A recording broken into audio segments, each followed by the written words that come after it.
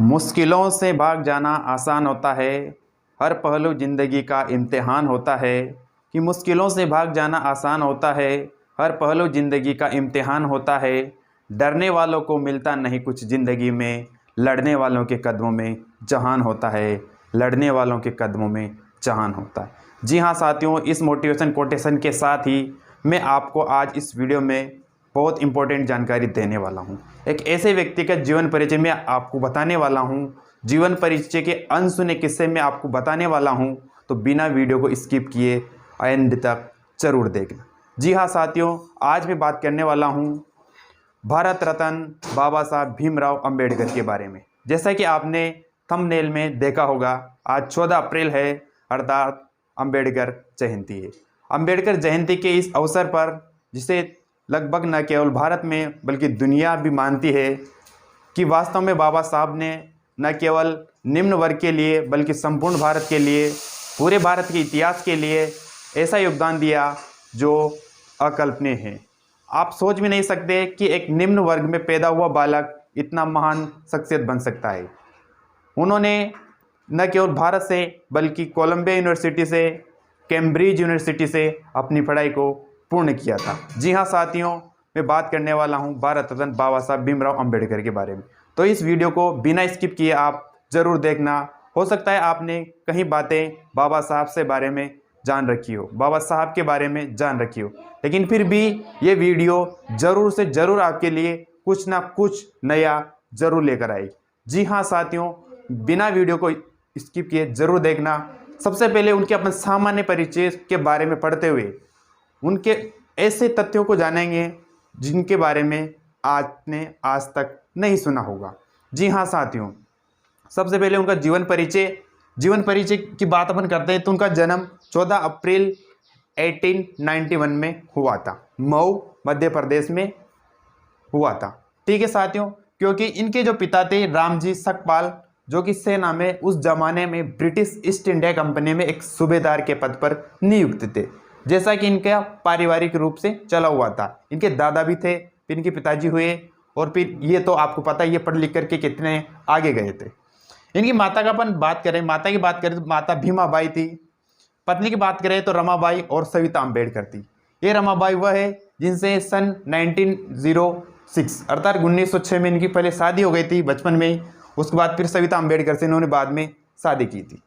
उसके बाद हम बात करते हैं पुत्र की, तो रमेश और राजरत्न अंबेडकर, इनके दो पुत्र थे। एक पुत्री जिसका नाम था इंदु अंबेडकर।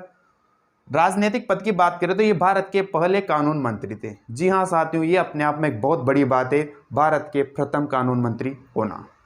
उसके बाद हम बात करते हैं रिकॉर्ड, तो एक साल में 1600 किताबें पढ़ने का रिकॉर्ड। आपने बिल्कुल सही सुना, एक वर्ष में 1600 किताबें पढ़ना। ठीक है, बिल्कुल सही। इनकी लाइब्रेरी में बात करें तो 50,000 से अधिक किताबें लाइब्रेरी में संग्रहित थी, 50,000 से अधिक। पत्रिका की बात करें तो मूक नायक और बहिष्कृत भारत, इन्होंने 2 पत्रिकाएं निकाली जो साप्ताहिक थी। इन पत्रिकाओं में बाबा साहब ने अपने विचार प्रदर्शित किए, अपने विचारों को उन लोगों तक पहुंचाया जो पढ़े लिखे थे और अपने विचारों को समझ सकते थे, तो उनको विचार समझाए। उसके बाद में इनके मार्गदर्शन की अपन बात करें तो इनके मार्गदर्शन में सबसे पहले नाम आता है गौतम बुद्ध का, संत कबीर का, बाबा गाडगे का, बिरसा मुंडा का, पेरियार का, और इसी के साथ में शाहजी महाराज का। जी हाँ साथियों, ये इनके प्रेरणा। शिक्षा की अपन अगर बात करें तो इन्होंने 9 भाषाओं का इनके पास नॉलेज था, 9 भाषाओं की इनके पास जानकारी थी, जो कि अपने आप में एक बहुत बड़ी बात है। डिग्रियों की अपन बात करते हैं तो इनके पास 32 डिग्रियाँ थी। जी हाँ साथियों, 32 डिग्रियाँ, जो कि अपने आप में एक बहुत बड़ी बात है। आपके पास, मेरे पास 2 डिग्री, 3 डिग्री, 4 डिग्री हो सकती है, आपको 1 या 2 भाषाओं का ज्ञान हो सकता है, लेकिन उस जमाने में 9 भाषाओं का ज्ञान होना अपने आप में एक बहुत बड़ी बात थी। सबसे पहले अपन बात करते हैं बीए, तो इन्होंने यूनिवर्सिटी ऑफ बॉम्बे की यूनिवर्सिटी से उन्होंने बीए कंप्लीट किया था अपना, वो भी रेगुलर पढ़ के, आप और मेरी तरह घर बैठे नहीं। एमए पीएचडी कोलंबिया यूनिवर्सिटी, सोच के देखिए आप, कोलंबिया यूनिवर्सिटी से उस जमाने में इन्होंने एमए और पीएचडी की डिग्री हासिल की थी। एमए के ऊपर बात करें तो इनके पास 64, बिल्कुल सही लिखा है, 64 एमए थी।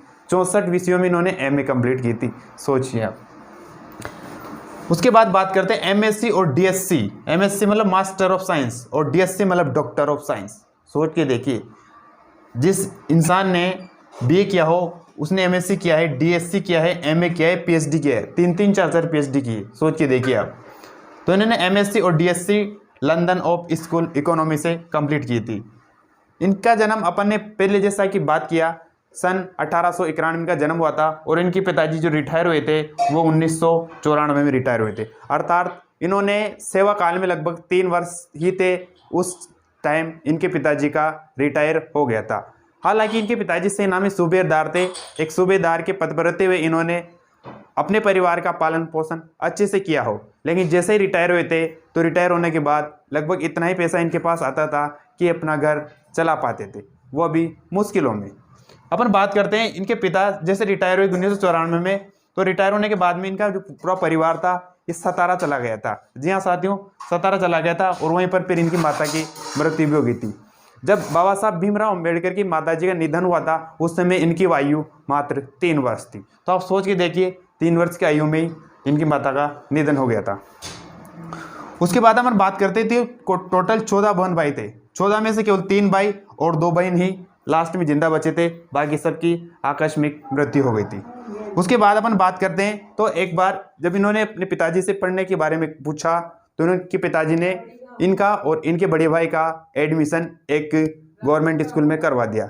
जब ये गवर्नमेंट स्कूल में पढ़ने जाया करते थे, जब फर्स्ट दिन पढ़ने गए थे तो उसकी एक छोटी सी स्टोरी मैं आपको सुनाता हूँ। जैसे ही क्लास में इंटर हुए तो इंटर होते ही जैसे अन्य बालकों का ध्यान इनके ऊपर पड़ा तो सारे बालक अपने टिफिन उठा करके क्लास में पीछे जाकर खड़े हो गए। जैसे अध्यापक आया तो अध्यापक ने ये सारा माजरा देखा और वो भी अचंभित रह गया। सबसे पहले उसने भी ये किया, जो ये बालक जो एक क्लास में बैठा हुआ था पढ़ने के लिए, इसको सबसे पहले बाहर निकाला। इनको बाहर निकालने के बाद ही अन्य विद्यार्थी पढ़ने के लिए अपनी सीट्स पर बैठे। ये सब दुर्व्यवहार इनके साथ उस जमाने में हुआ था। इनको क्लास में नहीं बिठाया गया, क्लास के बाहर बिठाया गया और क्लास के बाहर ही सुनते थे। और यहाँ पर मैंने एक बात लिखी भी हुई है, स्कूल में क्या होता था, नो पियोन मतलब नो वाटर। इसका मतलब ये है कि जब जो स्कूल में एक मटकी रखी हुई थी पानी की, तो उस पानी की मटकी में से इनको पानी नहीं पीने दिया जाता था। अर्थात जो पियोन होता था वो ऊपर से पानी डालता था और ये नीचे से पानी को पिया करते थे। ऐसी स्थिति थी। अगर किसी दिन पियोन छुट्टी पे रहा तो पूरे दिन बिना पानी के इनको क्लास में पढ़ना पड़ता था। क्लास में नहीं, क्लास के बाहर बैठ करके पढ़ना पड़ता था। जैसा सुनने में आया वैसा ही सुनना पड़ता था। इन परिस्थितियों में, इतनी विपरीत परिस्थितियां आप सोच के देखिए कि जहां पानी तक पीने का नहीं मिलता हो, क्लास में बैठने का स्थान नहीं मिलता हो, उन परिस्थितियों में कोई बालक कैसे पढ़ करके इतना बड़ा भारत का निर्माता बन जाएगा। जिस भारत में, जिस समाज में उसके साथ ऐसा दुर्व्यवहार हो रहा हो, वही समाज, वही भारत आगे जा करके वो बालक उसका निर्माण करे, ये अपने आप में बहुत बड़ी बात है। उसके बाद अपन बात करते हैं बाद में, ये तो इनके स्कूल की बात हो गई थी। उसके बाद बात करते हैं गांव की, तो इनका गांव था अंबादा वेकर जो रत्नागिरी महाराष्ट्र में है। उसके बाद में एक गुरु है ब्राह्मण कृष्ण केशव अंबेडकर। इनके बारे में मैं आपको थोड़ी सी बात बताना चाहूँगा कि जब ये पढ़ने गए थे, ऐसा नहीं कि सारे अध्यापक इनके खिलाफ थे।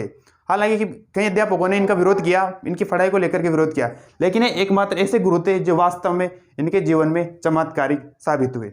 बात करते हैं अपन ब्राह्मण केशव अंबेडकर की, तो इन्होंने उस टाइम ही पहचान लिया था कि ये बालक आगे जा करके चांद की भांति चमकने वाला है, सूर्य की भांति उजाला करने वाला है। ये बहुत ही असाधारण बालक है। इसलिए कहीं ना कहीं छुआछूत के बेड़ियां इनका भविष्य बिगाड़ ना दे, इनके उज्जवल भविष्य को रोक ना दे, इसलिए इन्होंने जो इनका सरनेम था महार, उसको हटा करके अंबेडकर जो खुद का सरनेम है ये इनके साथ ऐड कर दिया था, ताकि छुआछूत की जो बेड़ियां हैं, जो ये बीमारी है, इससे इसको निजात मिले और ये अपनी पढ़ाई को आगे भी नियमित रख सके। तो ये थे वो महान शिक्षक कृष्ण केशव अंबेडकर। और ये अंबेडकर इन्होंने अपना नाम भीमराव के साथ जोड़ दिया। तो भीमा इनकी माता का नाम हो गया, राम जी इनके पिताजी का नाम हो गया और अंबेडकर इनके गुरु का नाम। इस प्रकार से इनकी माता का, इनके गुरु का, इनका खुद का नाम पूरा बाबा साहब रामजी राव अंबेडकर हुआ। ये थी इनकी शिक्षा के बारे में। अब अपन इनकी शिक्षा कैसे हुई, कैसे कोलंबिया गए, कैसे इन्होंने कैम्ब्रिज यूनिवर्सिटी से शिक्षा प्राप्त की, उसके बारे में। अमेरिका से तो इन्होंने पढ़ाई कर ली थी, अमेरिका से पढ़ाई करके वापस ये इंडिया आ गए थे। इंडिया में इन्होंने जब 1920 में मूक नायक और बहिष्कृत भारत जैसी पत्रिकाओं का, साप्ताहिक पत्रिकाओं का संपादन किया। उसके बाद में इन्होंने अपने एक ऑटोबायोग्राफी भी लिखी थी। इनकी ऑटोबायोग्राफी है वेटिंग फॉर ए वीज़ा। इन्होंने एक ऑटोबायोग्राफी लिखी जिसमें इन्होंने बताया कि इनके साथ में कैसा दुर्व्यवहार किया गया, इनके साथ कैसा दुर्व्यवहार किया गया। इनकी ऑटोबायोग्राफी अगर आप पढ़ेंगे तो वास्तव में आप जानेंगे कि वास्तविक सच्चाई से, उस जमाने की वास्तविक सच्चाई से आप अच्छी तरह रूबरू हो जाएंगे। अगर आप जानना चाहते हैं इनकी ऑटोबायोग्राफी तो जरूर पढ़ना, वेटिंग फॉर ए वीज़ा, आपको लाइब्रेरी में मिल जाएगी। आगे बात करते हैं। सन 1946 में इन्होंने एक बुक लिखी, who were the Shudra, who were the Shudra और रिडल्स ऑफ हिंदुइज्म और थॉट्स ऑन पाकिस्तान। ये 3 किताबें तो इन्होंने बहुत लिखी, लेकिन जो 3 फेमस किताबें है ना, हु वर द शूद्रा, जो वास्तव में उस जमाने में एक शूद्र समाज अलग ही डिफाइन कर दिया था कि शूद्र हैं, तो वो वास्तव में इन्होंने बताया था, क्योंकि इन्होंने आपको पता है कितनी किताबें पढ़ी, दुनिया भर का इनके पास नॉलेज है, तो इनको अच्छी तरह पता था कि शूद्र कौन होते हैं। तो इन्होंने अच्छी तरह बताया है कि शूद्र वो थे, कैसे बने, कहाँ से आए, वास्तविक शूद्र कौन है। फिर इन्होंने लिखा रिडल्स ऑफ हिंदुइज्म और एक लिखी थॉट्स ऑन पाकिस्तान। पाकिस्तान जो सेपरेट हुआ था तो इनके क्या विचार थे, ये क्या कहना चाहते थे पाकिस्तान के बारे में, तो इन्होंने इसमें लिखा। अब हम बात कर रहे हैं बिना समय गवाए संविधान में सहयोग, अर्थात संविधान में कैसे सहयोग हुआ, संविधान सभा में इनके चुनाव को लेकर के क्या मतभेद था, क्या उस समय का समीकरण था। तो हम बात करें सबसे पहले संविधान के जनक और जननी, अर्थात के.वी. राव जी ने इनको जननी भी कहा है, जनक भी कहा है। अर्थात बाबा साहब भीमराव अम्बेडकर के बिना संविधान की कल्पना करना भी बेवकूफ़ी होगी। अर्थात इनके बिना संविधान बन ही नहीं सकता, कोई दूसरा व्यक्ति बना ही नहीं सकता, क्योंकि जितनी इनके पास नॉलेज है उतनी नॉलेज होना आवश्यक थी, और इनके पास तो नॉलेज का भंडार था। ये अपने आप में एक लाइब्रेरी थे। आगे हम बात करते हैं संविधान सभा के लिए चुनाव। तो प्रथम जो चुनाव हुए थे, ये पहली बार लड़े थे बॉम्बे से, लेकिन हरा दिए गए थे। जब बॉम्बे से इनको टिकट मिला और इस चुनाव में खड़े हुए संविधान सभा में सदस्य बनने के लिए, तो वह ये था कि उस जमाने के जितने भी बड़े लीडर्स थे, सब लीडर्स ने सोच लिया था कि किसी भी हालत में भीमराव अम्बेडकर जीतने नहीं चाहिए, और हुआ भी यही, ये नहीं जीत पाए, क्योंकि सब ने पूरा जोर लगा लिया। बड़े बड़े नेताओं ने एक तरफ अकेले पड़ गए और एक तरफ सारे लीडर्स। कोई बात नहीं, ये हार कहाँ मानने वाले थे, यहाँ से तो हार गए। फिर ये दोबारा से बंगाल से जीत गए, अर्थात बंगाल चुनाव से इन्होंने टिकट लिया, बंगाल सीट से टिकट लिया और वहाँ से चुनाव जीत गए। क्योंकि जो बंगाल क्षेत्र है ये मुस्लिम लीग बाहुल्य था, मुस्लिम बाहुल्य क्षेत्र था, और यहाँ इनको भरपूर सहयोग मिला, और मुस्लिम लीग के सहयोग से ये बंगाल से चुनाव जीत गए। लेकिन अपन बात करें 1946 की और 47 में बंगाल तो अलग हो गया था। अब अलग होने के बाद में ये तो जीत कर तो आ गए थे, लेकिन इनको संविधान सभा में रखने के लिए अलग से निर्वाचित करवाना जरूरी हो गया था। तो हुआ ये कि सुप्रीम से इनके पास में प्रेशर गया।